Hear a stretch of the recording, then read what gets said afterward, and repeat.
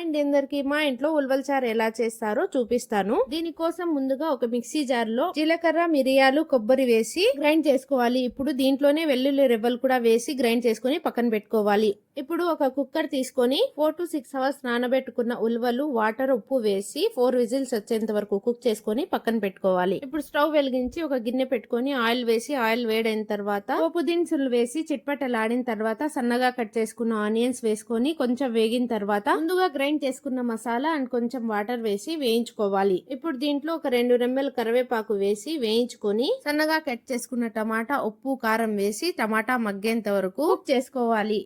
ఇప్పుడు దీంట్లో కొంచెం చింతపండు రసం వేసి కలుపుకొని ఆయిల్ పైకి వచ్చేంత వరకు కుక్ చేసుకొని ముందుగా చేసి పెట్టుకున్న ఉలవల చారు వేసి ఒక బాయిల్ వచ్చిన తర్వాత కరివేపాకు రెమ్మలు వేసి ఒక 3 బాయిల్స్ వచ్చిన తర్వాత స్టవ్ ఆఫ్ చేసేసుకుంటే మన ఉలవల చారు రెడీ. ఈ చారు మీకు కొంచెం థిక్ గా కావాలంటే మనం ముందుగా కుక్ చేసి పెట్టుకున్న ఉలవల్ని 2 స్పూన్స్ తీసుకొని మిక్సీ జార్ లో వేసి గ్రైండ్ చేసుకొని దీంట్లో కలిపేసుకుంటే చారు థిక్ గా వస్తుంది.